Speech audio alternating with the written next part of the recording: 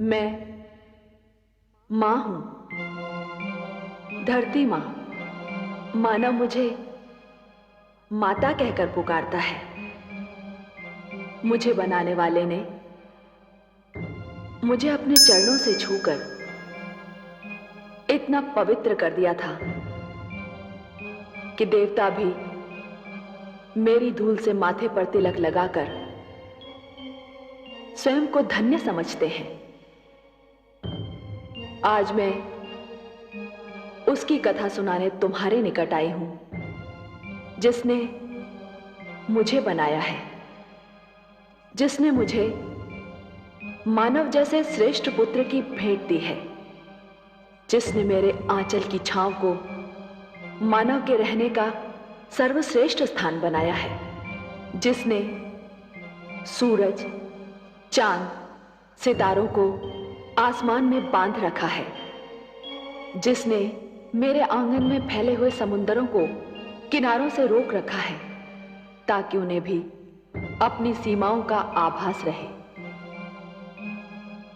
किंतु जो स्वयं असीम है, अनंत है, जो जन्मदाता भी है और पालन करता भी।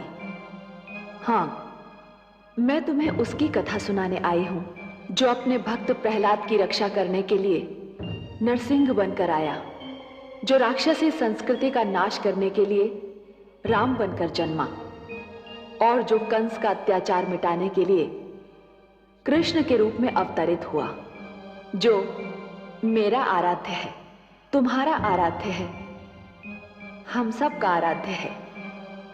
विश्व जिसे विष्णु कहकर पुकारता है, जो नारायण भी है, लक्ष्मीपति भी है। ये कथा सुनना हर एक के लिए आवश्यक है, नितांत आवश्यक। केवल इसलिए नहीं कि ये परमपिता परमेश्वर की कथा है, केवल इसलिए नहीं कि इस कथा में मानव की परंपरा है, उसकी सभ्यता का इतिहास है, उसका अतीत, वर्तमान और भविष्य है, बल्कि इसलिए आवश्यक है कि इस कथा से जीवन जीने की, सत्य मार्ग पर चलने की, अन्याय से संघर्ष करने की, कर्मयोगी बनने की प्रेरणा मिलती है। इस कथा में जीवन के मूल्य हैं, जीवन के सिद्धांत हैं। ये कथा सुनकर मानव धन्य हो जाते हैं, जान लेते हैं कि जो कर्मठ होते हैं, परम पिता परमेश्वर उनकी रक्षा अवश्य करता है। ये कथा मैं ही सुना सकती हूँ, क्योंकि मेरी रचना मानव की रचना से पहले हुई थी। मेरा इतिहास मानव इतिहास से भी पुराना है। इस कथा का आरंभ महाप्रलय से होता है।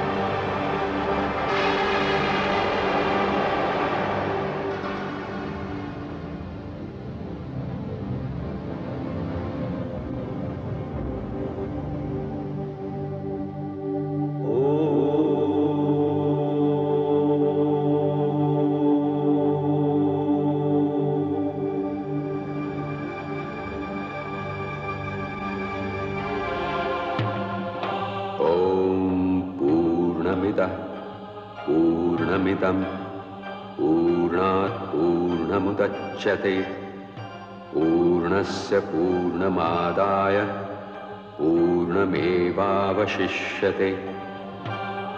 हे विष्णु, हे पद्मनाभ, हे विश्वेश्वर, आप पूर्ण हैं, ऐसे पूर्ण जिसमें से यदि पूर्ण निकल भी जाए तो भी शेष पूर्ण रहता है। उस दीपक के समान पूर्ण जो दूसरे दीपक को जलाता है, फिर भी उसका प्रकाश ज्यों का त्यों रहता है। हे विष्णु, संसार नष्ट हो चुका है, सब कुछ समाप्त हो चुका है, फिर भी आप पूर्ण हैं। केवल आप ही सृष्टि की रचना कर सकते हैं, आप ही जीवन को जन्म दे सकते हैं।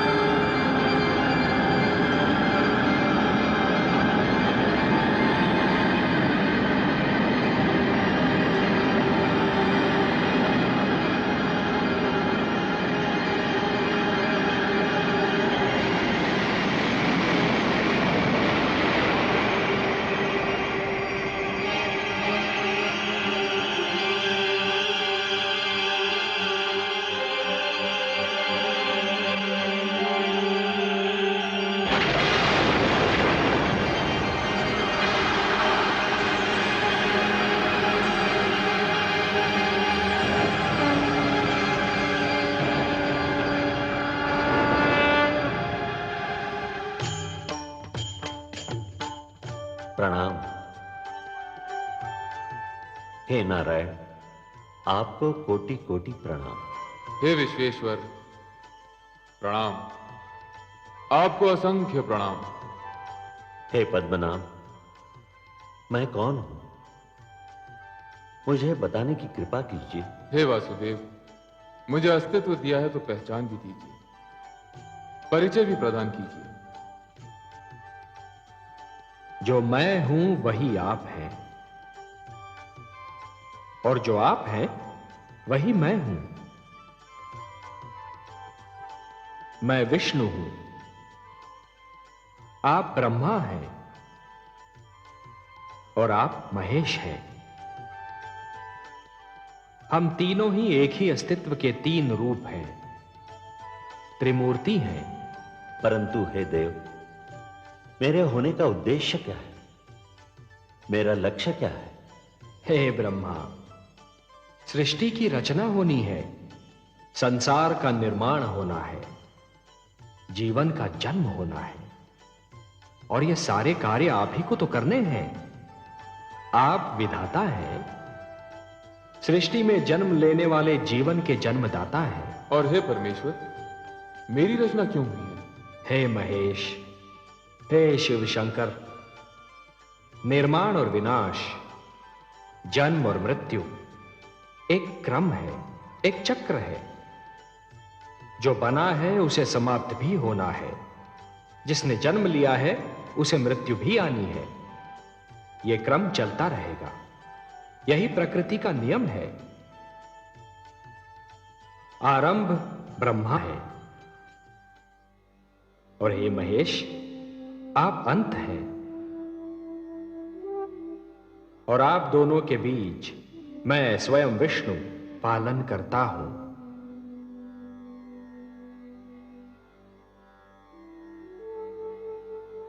हे ब्रह्मा, हे विधाता, सृष्टि की रचना का शुभारंभ कीजिए।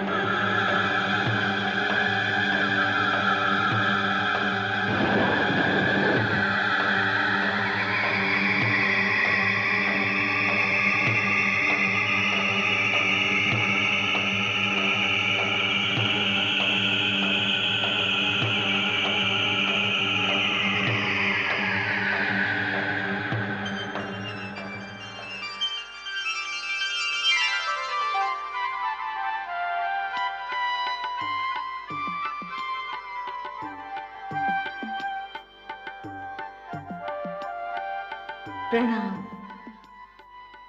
परमेश्वर, प्रणाम। हे नारायण, आपको कोटि कोटि प्रणाम।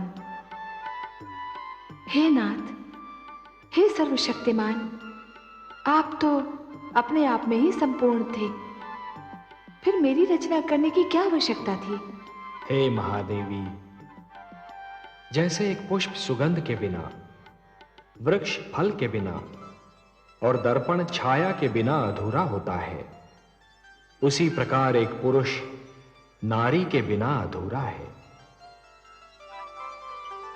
और ये तो केवल हम ही जानते हैं ना महादेवी, कि संसार को ममता और स्नेह और एक पुरुष को प्रेरणा, संघर्ष की शक्ति और जीवन भर का साथ केवल एक नारी ही दे सकती है। इसीलिए हमने आपकी रचना की है, और हम आपको एक सुंदर सा नाम भी देने जा रहे हैं, लक्ष्मी। संसार हमारे नाम से पहले आपका नाम लेगा, हमें लक्ष्मी नारायण के नाम से पुकारेगा। लक्ष्मी नारायण।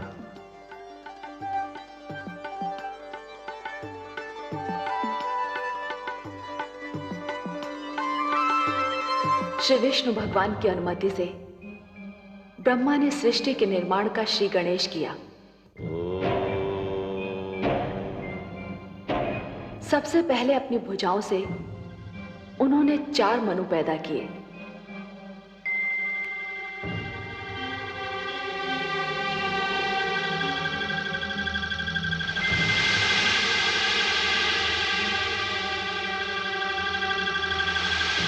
और उनसे मानव जाति की उत्पत्ति का भार उठाने को कहा।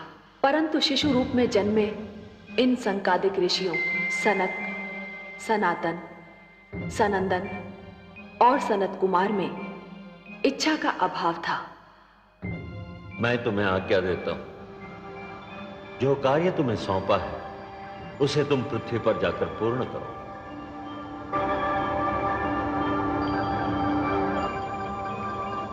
तो मैं तुम्हें शाप देता हूं, जाओ, निकल जाओ यहां से।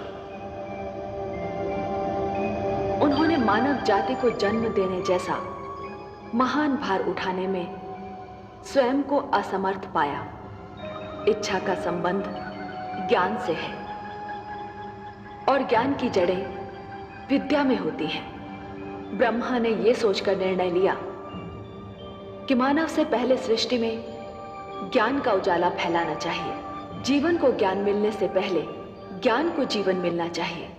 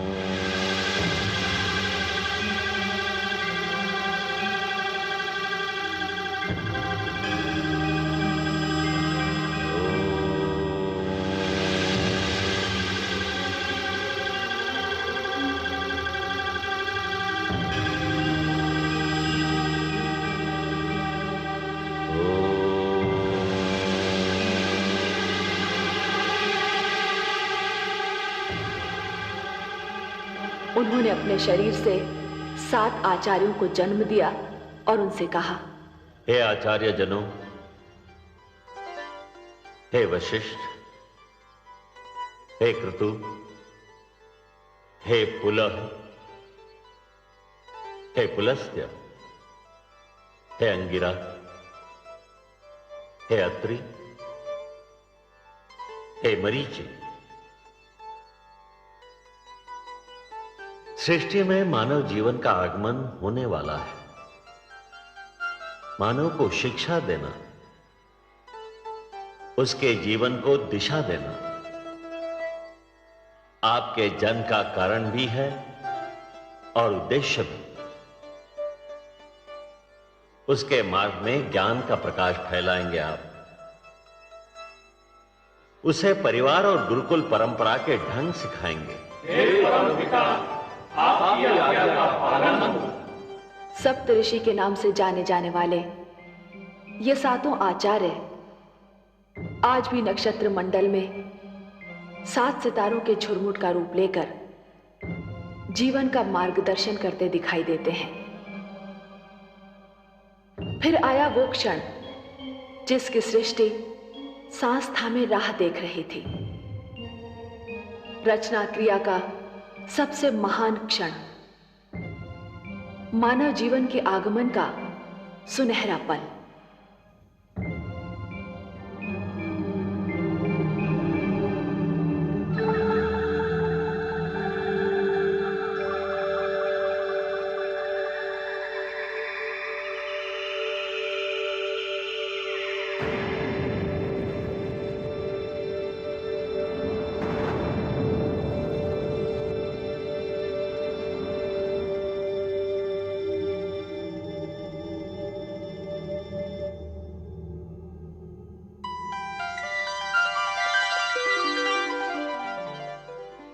प्रणाम प्रभु।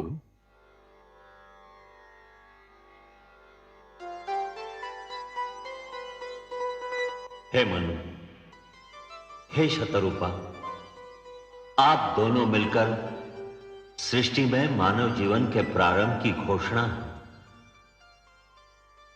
जीवन रचना की शक्ति अब मैं आप दोनों को प्रदान करता हूं।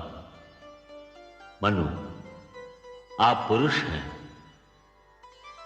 शतरूपा आप स्त्री। आप दोनों मिलकर मानव जाति का आधार बनेंगे, परिवार बनाएंगे, समाज बनाएंगे। आप दोनों शरीर तो दो हैं, पर प्राण एक होंगे, एक दूसरे का साथ देंगे, एक दूसरे के सुख दुख बांटेंगे।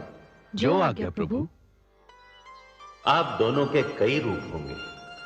मनु, आप पति पिता पुत्र के रूप धारण करते रहेंगे, और शतरूपा आप पत्नी माता और पुत्री के रूप में ढलती रहेंगी।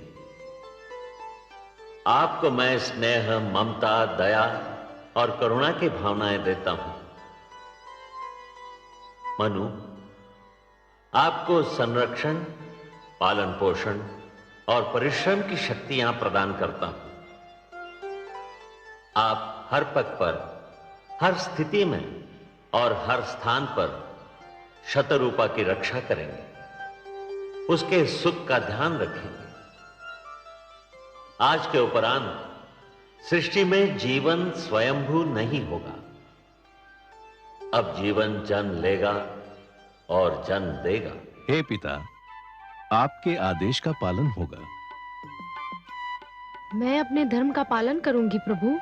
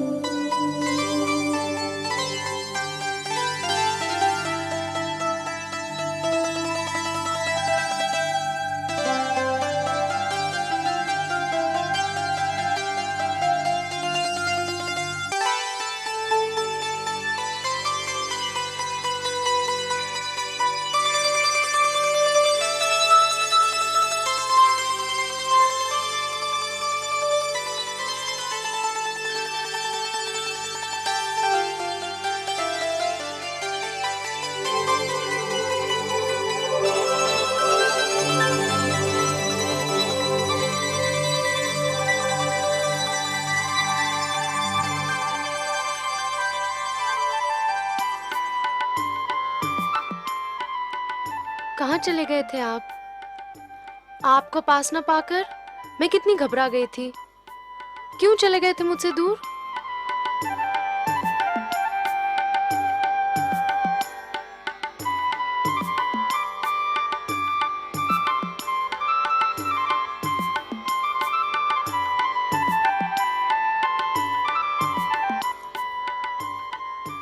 ऐसे क्या देख रहे हैं आप?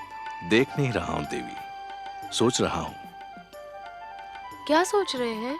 यही कि आपके प्रश्न का उत्तर दूं या ऐसे ही आपको निहारता रहूं, या आपकी मधुर वाणी सुनता रहूं। ऐसी क्या बात है मुझ में और मेरी वाणी में आपको सामने पाकर मुझे ऐसा लगा जैसे उषा की लालिमा, पुष्प की कोमलता, चंद्रमा की शीतलता और झरनों की मधुरता सब एक ही शरीर में ढल गई हों। देवी, मैंने भोर भय पंछियों की चहकार सुनी, मैंने सूर्य की पहली किरण छूने पर कलियों की चटकार सुनी, मैंने सरोवर पर वर्षा की पहली बूंद की झनकार सुनी, परंतु उनमें वो संगीत और स्वर लहरी नहीं मिली जो आपकी वाणी में सुनाई दी। विश्वास नहीं होता कि ये सब क्यों हो रहा है, कैसे हो रहा है। कहीं ये कोई सपना तो नहीं, या स्वयं आप भी कोई सपना तो नहीं? तो मुझे छूकर देखिए, सपने को तो हाथों से छुआ भी नहीं जा सकता।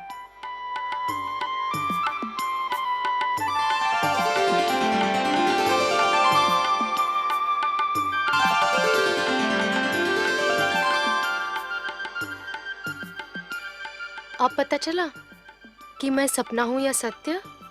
आप सत्य हैं देवी, सृष्टि का सबसे सुंदर सत्य। ब्रह्मा ने मुझे आपके विषय में बहुत सारी बातें बताई थीं, परंतु एक बात नहीं बताई थी जो मैंने अब जान ली है। कौन सी बात? यही कि आप मेरी संगिनी नहीं, मेरी आवश्यकता भी हो। आपने अधूरी बात जानी स्वामी। क्यों?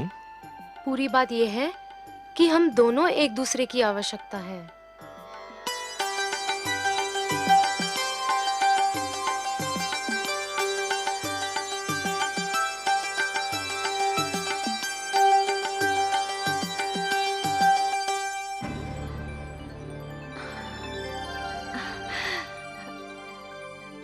धन्य है आप प्रभु, आज आपकी लीला का एक अनोखा रंग देखा है मैंने। कितना सुंदर है ये संसार, कितनी अनुपम है ये रचना, ये प्रेम, ये भावना, ये स्नेह। मनु और शत्रुपा की भावनाओं में जो फूल सी सुगंध, मधु सी मिठास और कलियों की कोमलता का अनुभव किया, वैसी भावनाओं से तो हम देवलोक वाले भी वंचित हैं प्रभु। आपको अच्छा लगा महादेवी? बहुत ही अच्छा लगा सर्वेश्वर, बहुत सुंदर, बहुत मधुर। ये भावनाएं और इनको प्रदर्शित करने की शक्ति केवल मानव जाति को मिली है। यदि मानव ने इन भावनाओं की रक्षा की तो ये भावनाएं उसे जीवन की प्रेरणा देंगी, उन्नति की शक्ति देंगी, उसे शांति का मार्ग दिखाएंगी। ये प्रेम, ये स्नेह और एक दूसरे का आदर करने की यह भावना ही मानव जाति को संस्कृति देगी, सभ्यता देगी, उसे उत्थान का मार्ग दिखाएगी। और यदि मानव ने इन भावनाओं को त्याग दिया तो वो पशु और पिशाच के स्तर से भी नीचे जा गिरेगा। मेरी तो प्रार्थना है कि ऐसा दिन कभी ना आए प्रभु। ये सुंदर संसार यूं ही बसा रहे, प्रेम की ये शीतल धूप यूं ही बिखरी रहे, जीवन यूं ही मुस्कुराता रहे। मुझे तो इस धरती और इस जीवन से स्नेह हो गया है प्रभु। भगवान श्री विष्णु की मुस्कान बता रही थी कि माता लक्ष्मी ने अभी संसार का एक ही रूप देखा है, दूसरे रूप का ज्ञान तो केवल भगवान विष्णु को ही था। वो जानते थे कि क्या होगा और वही हुआ, परंतु मानव जन्म के साथ ही मानव के मन में जन्म लिया महत्वाकांक्षाओं ने, लालसाओं ने। मानव जाति बलवान और निर्बल, छोटे और बड़े, निर्धन और धनवान, राजा और रंक के वर्गों में बंटने लगी। शक्ति अभिमान में, बल अत्याचार में और प्रेम व्यभिचार में बदलने लगा।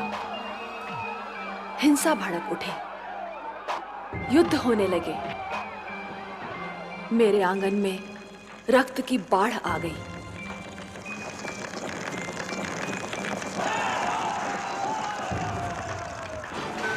मैं घबरा गई। मैंने मानव को बार बार पुकारा, पर हाहाकार में उसने तो मेरी पुकार नहीं सुनी। परंतु मेरी ये पुकार देवलोक तक पहुंच गई।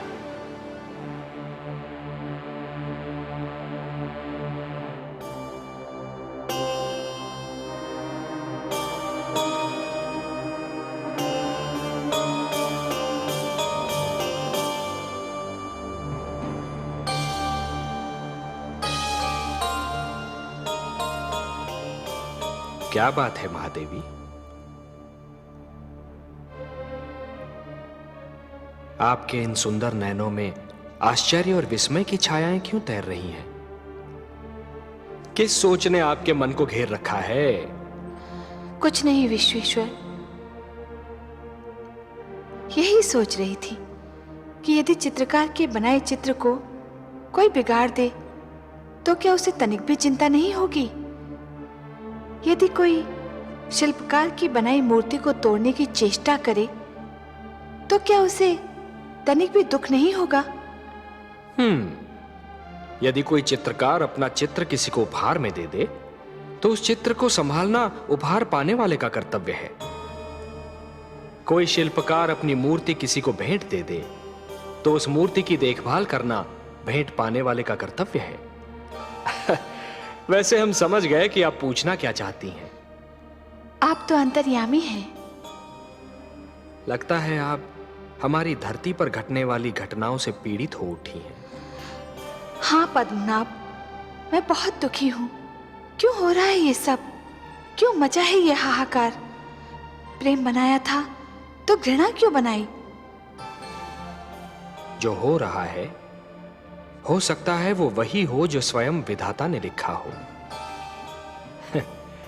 और अपना लिखा तो स्वयं विधाता भी नहीं मिटा सकते ना। हे महादेवी, हो सकता है कि यह मानव की परीक्षा हो, उसके कर्मों की परीक्षा हो। पर ऐसा संसार और ऐसा मानव आपने बनाया ही क्यों नारायण, जो आपकी बनाई धरती पर अंधेरा फैला रहा है? तो आप क्या चाहती थीं कि हम केवल दिन बनाते और रात्रि न बनाते? फिर मानव को अंधेरे उजाले का अंतर कैसे जान पड़ता? विष न होता तो अमृत की महत्ता कैसे जानी जाती? पुष्प के साथ कांटे न होते तो पुष्प के सौंदर्य को कौन जान सकता? पतझड़ न आती तो वसंत ऋतु इतनी सुहानी कैसे लगती? हमने मानव को बनाया है देवी। मानव इतिहास को बनाने का कार्य हमने अपने हाथों में नहीं रखा, वो तो उसी पर छोड़ दिया है। अभी तो उसे अपनी शक्ति का आभास हुआ है। इसी से उसे न्याय अन्याय, सत्य असत्य, धर्म अधर्म और पाप और पुण्य की जानकारी भी होगी। हमने बुद्धि दी है मानव को, विवेक दिया है उसे। और यदि मानव ने विवेक से कार्य नहीं किया तो? यदि धरती पर रात्रि इसी प्रकार दिन को निगलती रही तो? अंधकार प्रकाश को डसता रहा तो? तब क्या करेंगे आप? चिंता मत कीजिए देवी। यदि असत्य और अधर्म अपनी सीमा को पार कर गए, यदि धर्म की हानि होने लगी, तो हम स्वयं धरती पर जाएंगे। हम वचनबद्ध हैं। परित्राणाय साधूनां विनाशाय च दुष्कृतां धर्म संस्थापनार्थाय संभवामि युगे युगे। अपनी लीला तो आप ही स्वयं जानते हैं पद्मनाभ। इस प्रकार आरंभ हुआ प्रकाश और अंधकार के युद्ध का इतिहास, असत्य पर सत्य की विजय का इतिहास, अन्याय पर न्याय की विजय की कथा। और इस कथा का पहला अध्याय था मनु और शत्रुपा का पुत्र महाराज उत्तानपाद, जो दिग्विजय करके अपनी राजधानी लौट रहा है।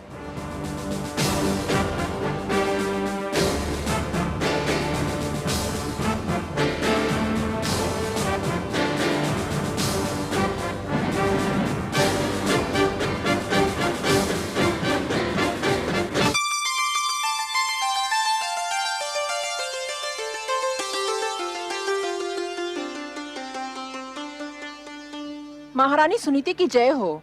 महाराज उत्तानपाद दिग्विजय से लौटकर आ गए हैं। महारानी चलकर उनका स्वागत नहीं करेंगी?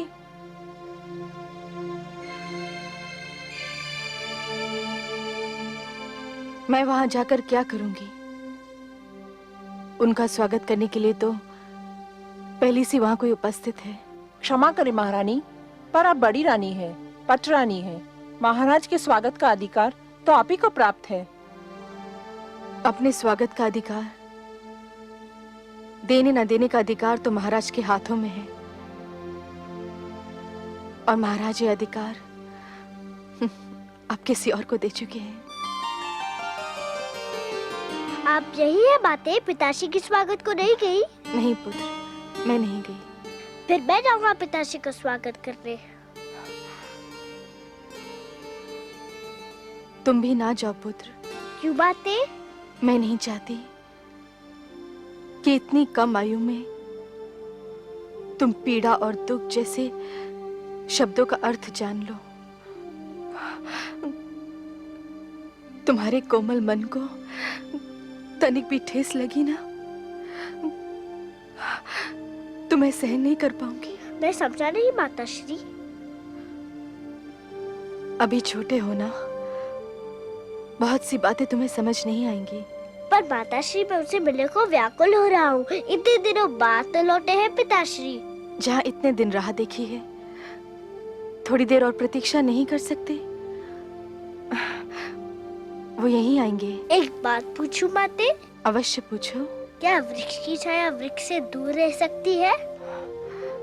कदापि नहीं। तो फिर पुत्र अपने पिता से कैसे दूर रह सकता है? पिता के प्रेम पर पुत्र का जन्मसिद्ध अधिकार है।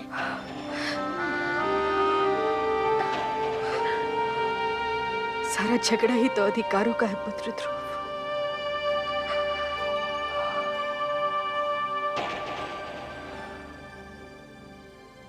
अधिकारों का है।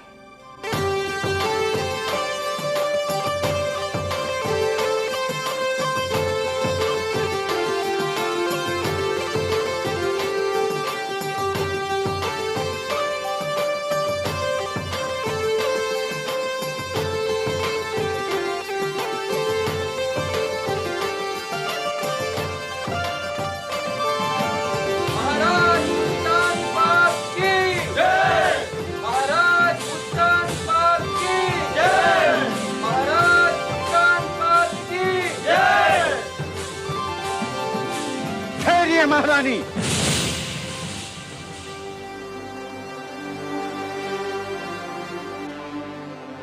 ये उचित नहीं है।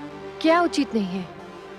महाराज के स्वागत का प्रथम अधिकार बड़ी रानी को प्राप्त होता है। किंतु ये अधिकार महाराज ने बड़ी रानी से लेकर हमें दे दिया है। क्या अंतर पड़ता है गुरुदेव? दोनों ही हमारी रानियां हैं और दोनों में से कोई भी हमारा स्वागत कर सकती है। राजा प्रजा का आदर्श होता है महाराज। राजा जो कार्य करता है, प्रजा उसी का अनुकरण करती है। राजा मार्गदर्शक होता है, समाज उसके पीछे चलता है। उचित अनुचित की परिभाषा भी राजा ही बनाता है। यथा राजा तथा प्रजा। आज जो कार्य हो रहा है, उससे समाज के बड़ों के आदर की परंपरा संकट में आ सकती है। और जब छोटे बड़ों का सम्मान करना छोड़ देंगे, तो समाज में उथल पुथल मच जाएगी। और जब समाज में उथल पुथल हो, तो राज्य की स्थिरता डगमगा जाती है। यदि महाराज परंपराओं को तोड़ना चाहते हैं, तो आपको क्या आपत्ति है गुरुदेव? परंपराएं हमारे आदरणीय पूर्वजों ने बनाई हैं। उन्हें तोड़ने का किसी को अधिकार नहीं है। तो फिर महाराज का क्या निर्णय है?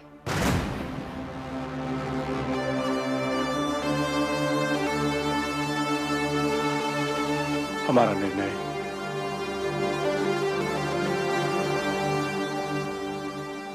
यह है कि महारानी सरुचि ही हमारा स्वागत करेंगी। यदि आपका यह निर्णय है, तो फिर किसी का भी उपदेश मुझे रोक नहीं सकता। पति का आदेश मानना ही पत्नी का धर्म है, और ये धर्म मैं निभाकर ही रहूंगी।